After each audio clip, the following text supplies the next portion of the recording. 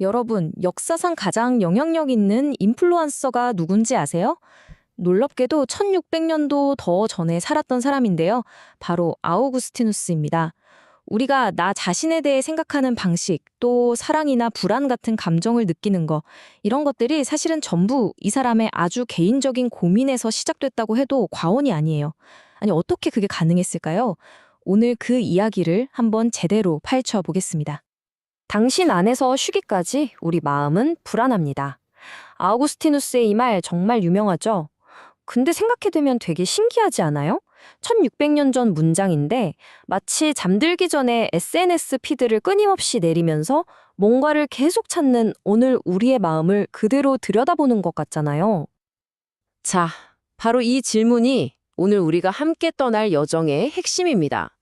도대체 1600년 전 사람이 사랑, 정체성, 행복에 대해 했던 생각이 왜 아직도 우리한테 이렇게나 큰 울림을 주는지 그 비밀을 한번 풀어보자고요.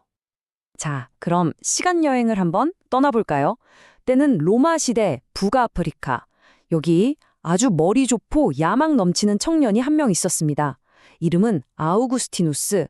근데 이 친구 마음 한구석이 늘 텅 빈 것처럼 불안했어요. 그의 위대한 지적 여정은 바로 이 불안감으로부터 시작됩니다. 그의 마음에 불을 확 지핀 건 바로 키케로의 호르텐시우스라는 책이었어요. 이 책 한 권 때문에 지혜를 향한 그의 열정이 정말 활활 타오르기 시작했죠. 근데 뭔가 결정적인 한 가지가 빠진 느낌이었습니다. 바로 어릴 적 어머니 모니카에게 들었던 그리스도라는 이름이었죠. 이 지적인 갈증과 영적인 그리움 사이에서 그는 새로운 길을 찾아 헤매기 시작합니다. 자, 이때 젊은 아우구스티누스의 마음을 사로잡았던 사상이 바로 마니교입니다. 이게 뭐냐면요, 당시 엄청 유행하던 사상인데, 뭐랄까, 우주를 배경으로 한 거대한 빛의 편 대 어둠의 편, 이야기 같은 거예요. 세상에 왜 악이 존재하는지에 대해 굉장히 명쾌하고 합리적인 설명을 해주는 것 같아서 젊은 아우구스티누스에게는 정말 매력적으로 느껴졌죠. 그런데 아우구스티누스는 여기서 완벽한 딜레마에 빠져버립니다. 보세요. 한쪽에는 그가 찾던 이름, 즉 신과 그리스도를 이야기하지만 정작 신을 물질적인 빛 같은 거라고 오해한 마니교가 있고요. 다른 한쪽에는 신적인 실제, 즉 지혜에 대해서는 잘 알지만 그가 그토록 듣고 싶어 했던 바로 그 이름은 몰랐던 철학자들이 있었던 거죠. 이쪽도 아니고 저쪽도 아니고 그는 지적으로 완전히 길을 잃고 맙니다. 그의 기나긴 방황은 이탈리아 밀라노에서 아주 극적인 전환점을 맞이하게 됩니다. 바로 플라톤주의자들의 책들과의 운명적인 만남이었죠. 이 책들이 그의 세계관을 완전히 그야말로 180도 뒤집어 놓는 거대한 돌파구가 되어줍니다. 플라톤주의가 그에게 던져준 아이디어는 진짜 혁명적이었습니다. 이걸 비디오 게임으로 비유해 볼까요? 우리가 플레이하는 이 화려한 그래픽의 게임 세계가 바로 감각 세계라면 그 게임을 움직이는 완벽하고 오류 없는 소스 코드, 그게 바로 지성 세계라는 거예요. 우리가 사는 이 세상은 일종의 복사본이고 진짜 원본은 오직 정신으로만 파악할 수 있다니. 생각만 해도 머리가 띵하지 않나요? 이 삼각형 예시를 보면 좀 더 확 와닿을 거예요. 우리가 칠판에 아무리 완벽하게 삼각형을 그려도 그건 그냥 불완전한 삼각형의 그림자일 뿐이라는 거죠. 바로 이 지점에서 아우구스티누스의 머릿속에서 유레카가 터져 나온 겁니다. 아, 신과 영혼이 눈에 보이지 않고 손에 잡히지 않는다고 해서 없는 게 아니구나. 물질이 아니면서도 진짜로 존재할 수 있다는 이 생각.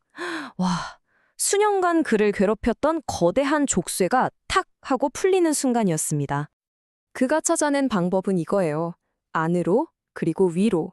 먼저 내 마음속을 깊이 들여다보고 다음으로 그 마음 너머에 있는 신적인 빛을 향해 고개를 드는 거죠. 놀라운 건 우리가 오늘날 너무나 당연하게 생각하는 내면 혹은 자아라는 개념이 바로 이 생각에서 탄생했다는 겁니다. 자, 그런데 여기서부터가 진짜 인간적인 드라마가 시작됩니다. 이렇게 엄청난 지적 깨달음을 얻었음에도 불구하고 아구스티누스는 깨달아요. 자기가 자기 자신의 습관과 욕망이라는 덫에 단단히 갇혀버렸다는 걸요. 주님, 절제하게 해주세요. 근데 지금은 말고요. 이 기도 정말 너무 솔직하고 공감 가지 않나요? 이게 그의 내면 갈등을 완벽하게 보여주는 한마디죠. 뭐가 옳은지는 알겠는데 그걸 선택할 힘이 없는 상태. 우리도 다이어트나 금연 결심할 때 맨날 겪는 거잖아요. 이게 바로 인간의 상태에 대한 아우구스티누스의 진단입니다. 내 안에 내가 싸우는 거죠. 변화를 원하는 나와 낡은 습관에 묶여 있으려는 나. 스스로를 망치고 있다는 걸 알면서도 멈추지 못하는, 마치 자기 자신이 가장 큰 적인 것 같은 이 느낌. 정말 현대적이죠? 자, 드디어 이야기의 클라이맥스입니다. 밀라노의 한 정원. 여기서 일어난 한 번의 내려놓음이 모든 것을 바꾸고 그의 가장 강력하고 위대한 사상들을 탄생시키는 계기가 됩니다. 그가 찾은 궁극의 해법, 일종의 인생 비결은요, 더 강한 의지력으로 버티는 게 아니었어요. 오히려 그 반대였죠. 내 힘만으로는 안 된다는 걸 인정하고 망가진 의지를 치유하고 방향을 바로잡아줄 신적인 도움이 필요하다는 걸 깨닫는 것. 그는 이걸 은총이라고 불렀습니다. 그의 이런 치열한 개인적인 경험에서 서양 문명을 만든 엄청난 아이디어들이 탄생합니다. 뭐랄까, 아우구스티누스의 히트곡 모음집 같은 거죠. 내면 자아, 원죄, 은총. 그리고 우리가 무엇을 사랑하는지가 결국 우리 자신을 정의한다는 생각까지. 이 모든 게 오늘날까지도 우리에게 깊은 영향을 미치고 있습니다. 그는 역사를 거대한 두 개의 도시 이야기로 봤어요. 근데 이 도시들은 국경선으로 나뉘는 게 아니에요.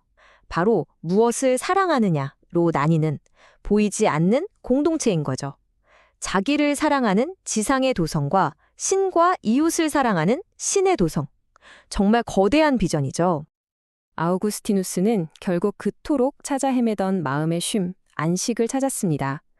자, 이 이야기의 핵심 주제를 다시 여러분께 돌려드리면서 마무리할까 합니다. 여러분의 그 불안한 마음은 지금 어디를 향하고 있나요? 한 번쯤 깊이 생각해 볼 만한 질문인 것 같습니다. 네? 생각보다 아주 잘 만들어주네요. 대단하네요. 말강님이 질문을 주셨네요. 질문이 아니라 읽고 이제 들어보고 와닿는 부분을 적어주신 거죠. 선택할 힘이 없는 상태. 진짜 와닿는다. 그렇죠? 분열된 의지. 즉 인간의 의지가 분열되어 있는 그 모습이 바로 우리가 타락한 모습, 죄의 결과, 주어진 모습이라고 본 거죠. 그리고 그 분열된 의지를 회복하는 것이 의지적 노력으로 안 되는, 의지가 망가졌기 때문에 스스로 그 의지를 회복시킬 수 없는 그런 상황이 인간의 모습이다. 이렇게 본 거죠. 바라는 나와 실제로 육체의 버릇 앞에 무력한 나 사이의 간극. 그죠? 그런 의지의 분열이 내가 바라는 나와 실제의 내가 달라져 있는 모습을 본다는 것은 어거스틴은 의지가 나라는 자아의 핵심적인 위치에 있다는 것을 본 면이 있다고 보여져요. 이 부분이 아주 중요한 요소인 거죠. 특별히 기독교에서 의지를 자아의 중심에 놓느냐 그 부분. 어거스틴이 플라톤주의를 극복하는 면, 물론 플라톤주의를 통해서 기독교에 접근하고 기독교를 깨달은 받아들일 수 있는 면이 있었는데 플라톤주의에 머물지 않고 넘어설 수 있었던 면이 그거죠. 플라톤주의는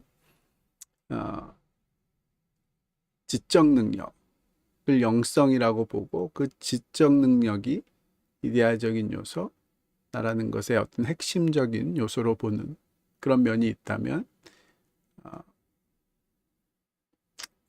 어거스틴은 의지가 그런 지적 능력보다 더 중요한 그런 요소가 있다. 이걸 깨달은 면이 있다고 보여져요. 이 부분이 굉장히 중요한 요소지 않나 그런 생각도 드네요. 말캉님이 짧게라도 이 부분에 대한 느낌을 적어주셔서 훨씬 더 좋은 대화가 되는 것 같으네요.